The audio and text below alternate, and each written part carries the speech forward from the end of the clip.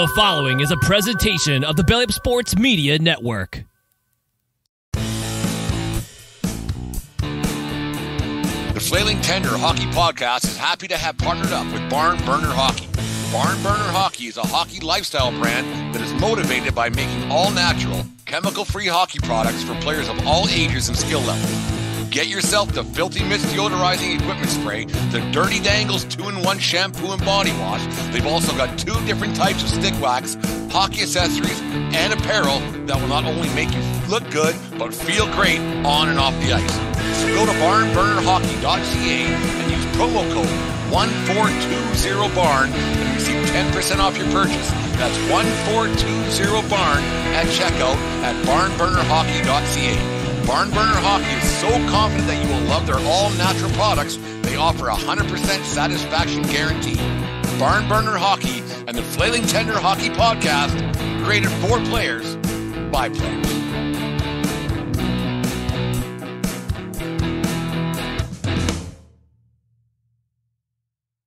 Are all they're all being watched at from the age of 12 on, basically, and if they can skate, and then they're on a watchful eye and everything else.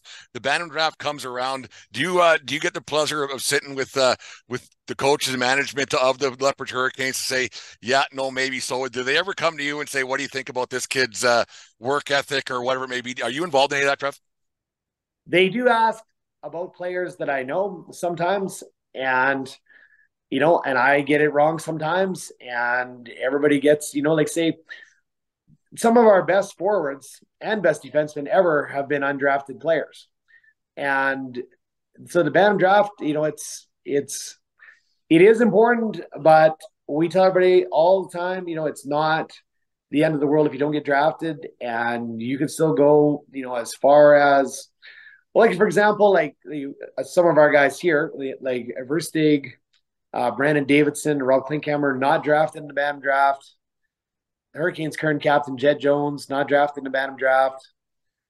Chase Wheatcroft, who was a good, high-scoring forward this year, played here last year and kind of grew up in the organization, not drafted in the Bantam draft. It's important, but it's not the be-all, end-all, and it's, when you draft a player at 14, 15 years old, it's like when you draft a player at 17, 18 years old. Like, you're assuming what they're going to be like, at 16, 17, 18, 19, 20, and what they're going to be like if you do the NHL draft at 23, 24, 25, and you don't always get it right. Yeah, I think drafting a kid in the Bantam draft's a little bit easier than drafting a kid who's 18 in the National Hockey League, because you don't know what what's between their ears when they get 18, a couple of bucks in their pocket, because when they're 14, 15 years old, they're still in the watchful eye of the parents, the coach, general manager, whatever it may be, and they may already be a bigger kid, and they might succeed a little bit more. Whereas an NHL kid gets drafted at 17, all of a sudden they're playing against guys who are 27 years old, and who knows where this could go, right? So it's a different world altogether. Do you deal with parents that are hard training there a little bit? Like, what are do parents come in with some pretty lofty expectations? Do you have to curb the enthusiasm a little bit sometimes? They do, of course, and it's just, sports. Hockey's the biggest sport in Canada, so it's, has the most attention, and so of all the different sports, there's probably the most of that.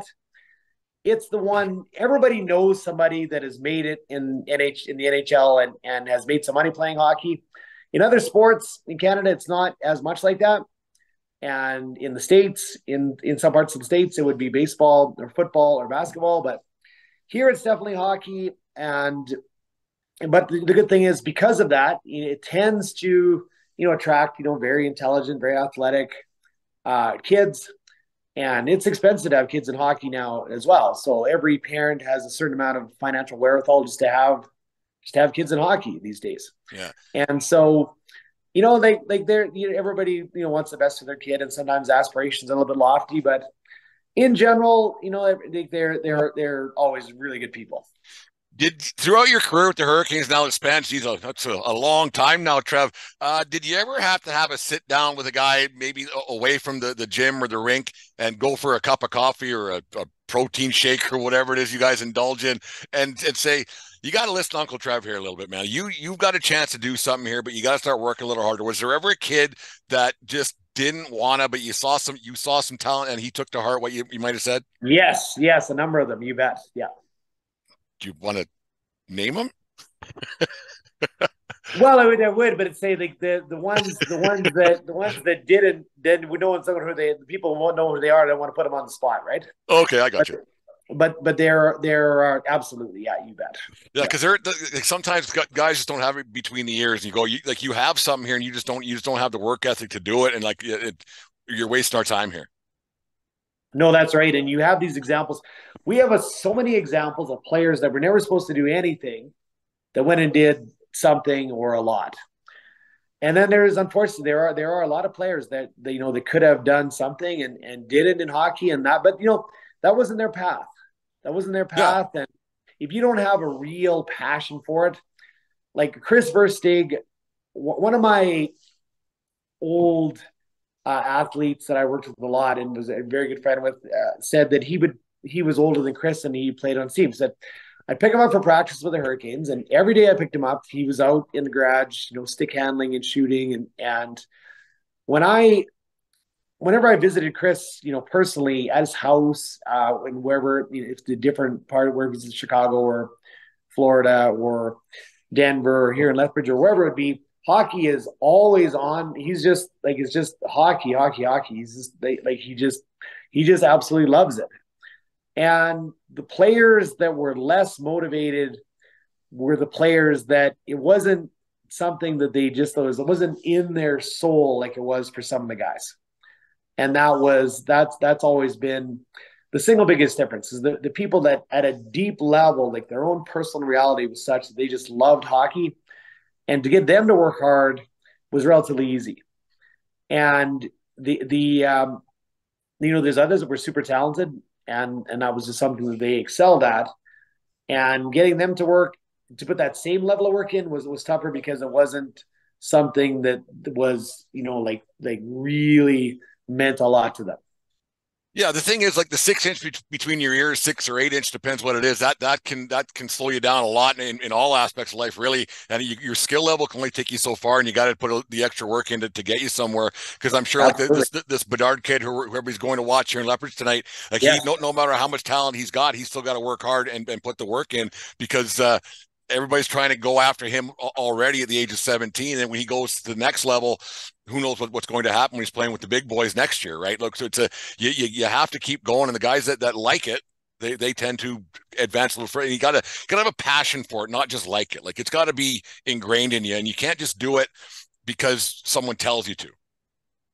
Absolutely. And that's the thing about the players that are super successful in the game. They really want to excel at the highest level and just to exemplify the very best of hockey and the athleticism that underpins it. And those are the guys that end up being really, really successful in hockey. Absolutely. And they end up being great coaches too, because they just like they love the game so much, they understand it at a deeper level. Like back to Chris, when you watch him play, he had a really good career, but he, what he was even better than he was acknowledged for. Like his brain was just off the charts. Yeah, and he made a couple of bucks, like you said. He's made a good living for himself and set himself up pretty well financially by just working hard, and that's the biggest thing with the like no matter like, and there's a shitty thing is there's some kids who you can't get out of the gym, you can't get off the ice, and they just don't got it. And you don't want to Oh say, hey yeah. man, give up, but like there's some kids that just, and no matter what sport it is, they could try. I see it in baseball all the time where you're like, this kid works his tail off and he just don't got it. You don't want to break his soul or anything, but there's other ways where these guys can stay in the game some way by like I said, being a coach or being a trainer or whatever it may be. So not to push guys away, but there's some guys No, absolutely. they can be gym rats and just don't got her. That is totally true. And the training, in my opinion, should be about three things: to make the body feel better, perform better, and last longer. So when you really immerse yourself in those things at a high level for an extended period of time, you're only doing good things for yourself. And so, there's ways of training that, that is really hardcore, but in kind of damaging. You can do the same thing in the same hardcore direction, but in a way that's actually going to enhance longevity and this kind of thing. So when you have those kind of players, like that are not like they're hockey, they're not super talented at hockey, but they're like say that like that have that gym focus. Done right, they're doing it. If they're doing it right, they're doing good things for themselves, short term and long term. They're becoming more, better students of their body, and you're going to be healthier people. And everybody we train, even the skill players, everybody has a little bit of the boxing and jiu-jitsu, etc. Done right. So we're learning to use the body to create more power in all contexts. So they're becoming more powerful people. So it's still a good thing, and it is heartbreaking though. It is heartbreaking when you see players that just want it more than anything, and just hockey is just Just not totally, their. hockey's Yeah, not their friend. Hockey's just not yeah, their friend. Yeah, you see that. You yeah, see that a lot, and it's too bad. And because eventually you run out of games to play, right? And if you're not good enough, and even when you retire, you run out of games to play, and you can't go. And father time, or it doesn't slow down for anybody, and you can run out of games to play at 18, 20, or 30. Eventually, it's just over for a lot of people, and people should really try to focus on enjoying it more.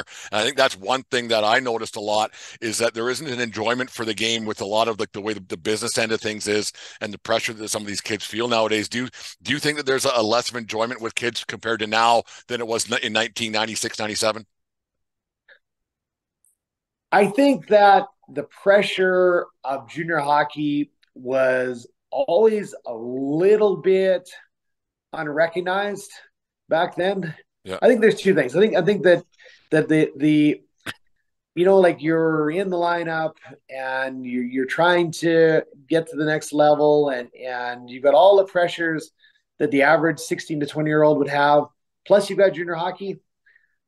It's the that part is the same. And from the outside looking in, people think, well, I would love to be the player out there. I'd love to have all this attention on me. I'd love to be a junior hockey player. And the players where that's the reality, and they've grown up with that, and that's they're experiencing it, then like they have all the same pressures everybody else does and more. They still got school, they still got relationship, they still got family, all the things Girlfriend that back home or whatever. Yeah. girlfriend back home, all those, they have all those things. And but it does seem that for whatever reason, the kids back then were also just a little bit more resilient, and that is partly because, in my opinion, again, now the kids in the Western League are not all of them, or junior hockey in general, not all of them, but a wider a range of players from the same sort of every sort of hockey school and skill development Academy and kids, and that's what they do academy is hockey. team. And they just been from day one groomed to be players. And back in the era you're referring to, there was a little bit more of there's just like this naturally talented player. He wasn't necessarily in every sort of skating camp and skills camp and every development thing under the They were sun, just good hockey players. doing off ice training at 4 years old and this kind of thing. They were just like like really, really good players. And so I think that you're right, though, that in that way, if one was to make a statement about it, they'd say that probably in general that it was enjoyed a little bit more back then because for that reason, right? But there was still stress back then that was unrecognized that everybody was going through, and from the outside looking in, say this is this idyllic dream existence being a junior hockey player, Yeah. except when you're doing it.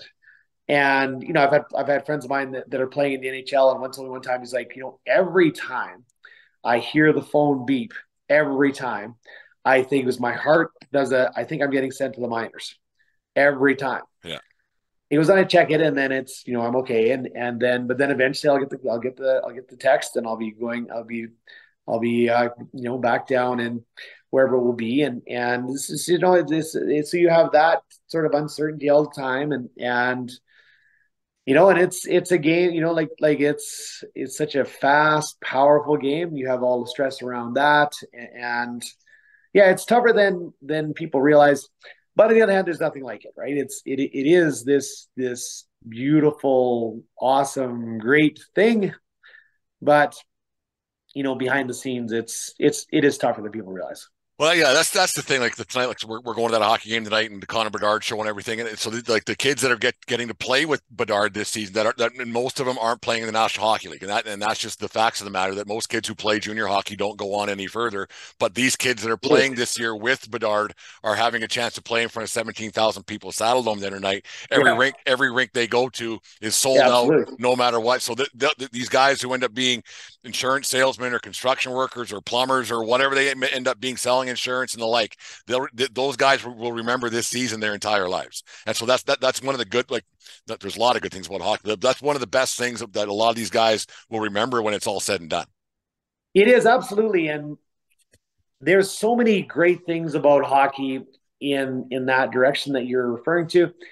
And because it is the biggest sport here, it does attract, very very bright, very athletic kids. And so the social wherewithal that one develops going through junior hockey is, it's something that it's hard to get in other domains of life. Like the junior hockey, you play junior hockey. Yeah.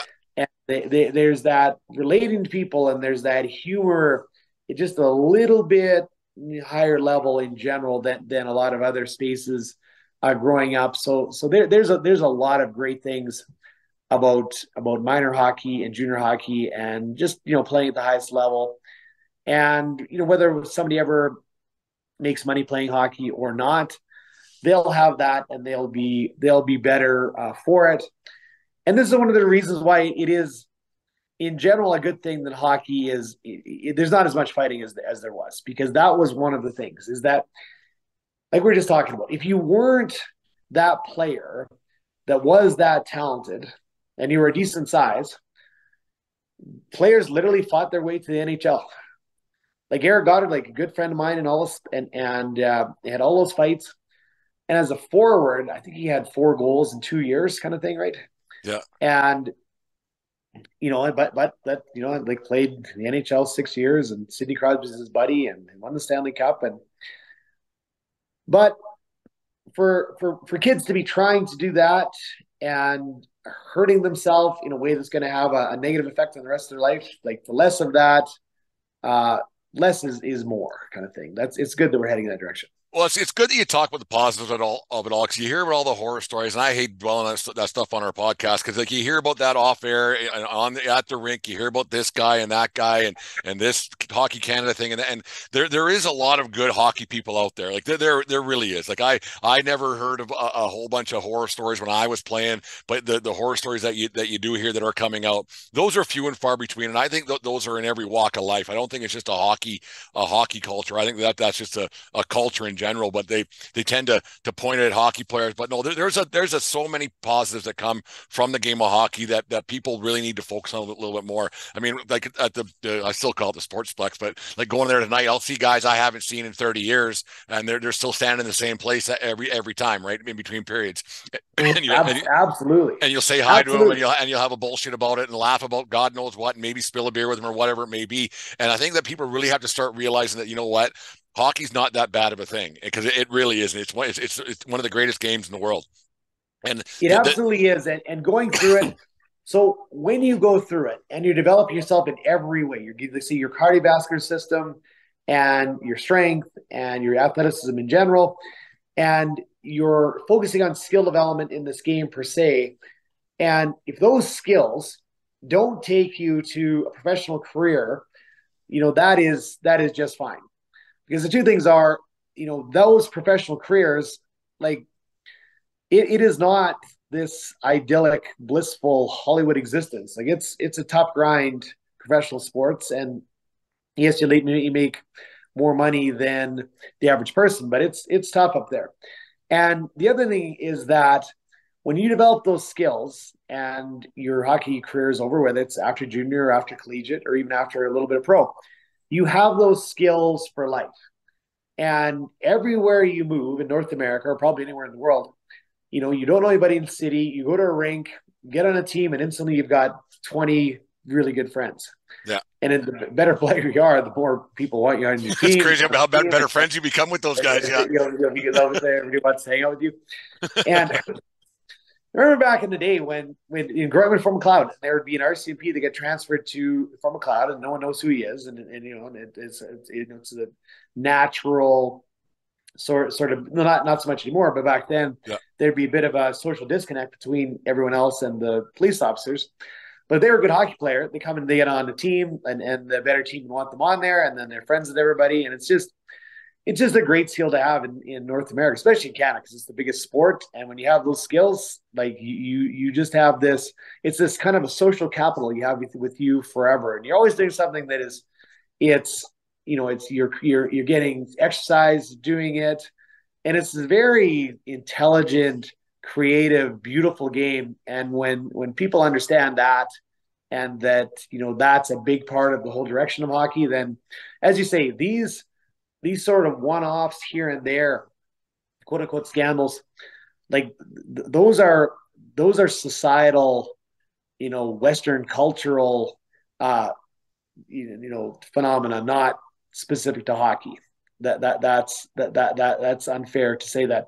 With sports teams all over North America, there are things like that happen, but there are things that happen like that Happens with rock bands. It happens with movie stars. It happens with lawyers. It happens everywhere. Absolutely, and it's not good. It's not to condone it. It's not to minimize it. But it's just not to and we better be careful these days, right? What you say anywhere, but all we're basically saying is, let's not pin that on hockey. Let's not pin it on the game of hockey. That's right. It's a person or two or six, whatever it is. It's not the game of hockey, and I Not really believe that. It's it's something that I've made a lot of friends with in the game of hockey, and there's still guys I can call on like yourself. 20 years later, we have a bullshit about the great game. It's a lot of fun. Like I hooked up with Harry York.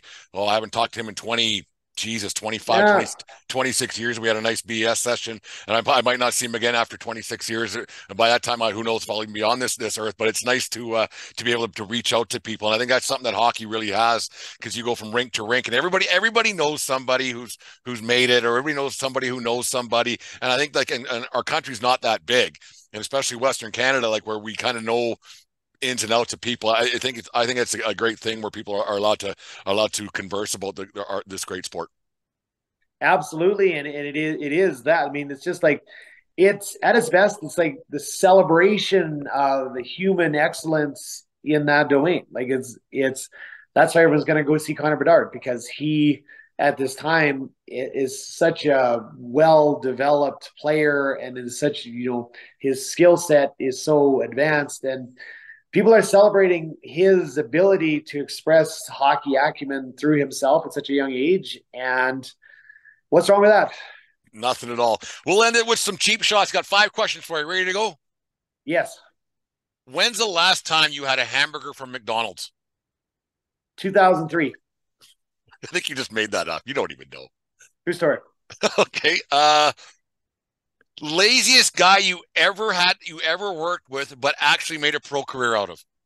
A guy that you had to would you just do something, man? So this is the thing, is that's kind of hard to answer, because it's we don't want to put anybody on the spot. Not laziest, but a guy you maybe had to nudge a little more than the rest. Okay. So there's a few, but laziest and nudge a little bit more than the rest. Not the laziest. Had to nudge a little more than the rest, but not the laziest. Yeah, yes. Nick Ross.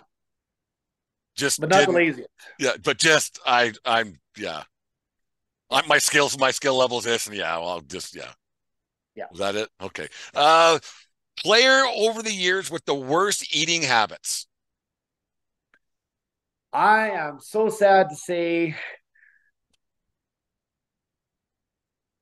again, I hate to see these guys are gonna see this. I hate to think these guys are gonna see this and feel badly about it. They'll laugh. They know it's not a surprise they had bad eating habits. So that need a little work. Well, this will be no shock to anybody in our organization, but Love you, buddy. Colton Yellowhorn. Colton Yellowhorn. His biggest fan. No, I know him a little bit too. Yeah, I think you're right on that one.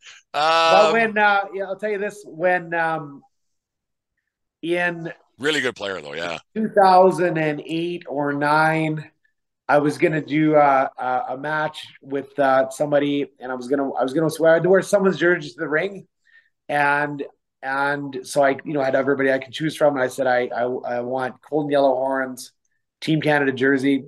That was the guy. I'm a huge fan and great friend of mine, but that's the answer to your question. Okay, there you go. A memorable scrap from one of your prodigies that he thought went pretty okay that you went, that didn't go very well. Oh, there's a lot of those. Hard to say just one. Derek Parker wins almost all of them, but it would probably have to be him because he's had so many, right? He fought a lot, yeah. I mean, he had 500, but that was a few years ago. So maybe 600 now. That's just an enormous number. Maybe it's higher. And so he's super confident, super tough, super smart, and would so that would be the answer. Yeah, Derek Parker. Last one, the most a guy that didn't get drafted high or drafted at all into the NHL, but ended up having a career, and you thought, how the heck did he make it? Because he didn't work as hard as he should have. Like, was there a guy that made it and you go, I didn't see that coming, but he made it? There's not a guy I can think of that has done that, because there'd be players that were not, like, athletic development off the ice was not necessarily their thing, but you could see that if they, like Brendan Manel, for example, was with Lethbridge, and like the Hurricanes general manager and staff make like really good trades all the time, and this was no exception. We got Brendan Manel, and he was so good that it was. Do you remember him? Yeah. Because he was just unbelievable, and off ice fitness was not his strongest quality, but he left at the end of the season, and he came back, and he was in shape, and he was a 20-year-old. So he was going to Minnesota's camp, and we did a fitness testing with everybody, and he passed our fitness test, which he was not even close to the year before. And he was going to Minnesota's camp, and I was 50-50. We never see this guy again. I have never seen him since. Really? Yeah. He played because he was undrafted. He played a little bit, and he played in the American League more, but he was in Russia with Rob Klinkhammer, the last year Rob played, and I said, how good is Mel? He said, yeah, he's real good. He was one of those guys that he had got the right draft status. He would be, I think almost a household name. He was just so good. He was really, really good. He is really, really good. It is funny with everything that we have nowadays, how guys still slip through the cracks like that. And you just don't know how, because with all the technology and every stat of every kid from the age of their 8 years old is out there somehow, some way. And there's video, everything. And it's odd how a kid can slip through the crack like that. And it just goes to show the kids shouldn't give up, like you were saying, because they didn't get drafted in the third round of the Bantam draft. Like that's right. There's always a chance. Kids all the time, kids everywhere. Like, don't worry too much about the Bantam draft or the NHL draft. Just keep getting better, and good things will happen. There you go. Trav, this is a lot of fun. I thank you very much for joining us on the Flailing Tender podcast. It's a long time coming. We've been doing this for a couple of years now, so happy to have you on the show. Welcome back anytime. Maybe we'll thank you for having me on, and great job with the podcast. I'm super happy to see you doing this. I'm super proud of you to see how this has gone for you. And thanks, man. No, it's so been many good. people I know listen to it and love it, so good on you. And yeah, buddy, thanks again. Thanks a lot, and we'll see you at the game tonight. Take That's it right. easy, man. Bye. Bye.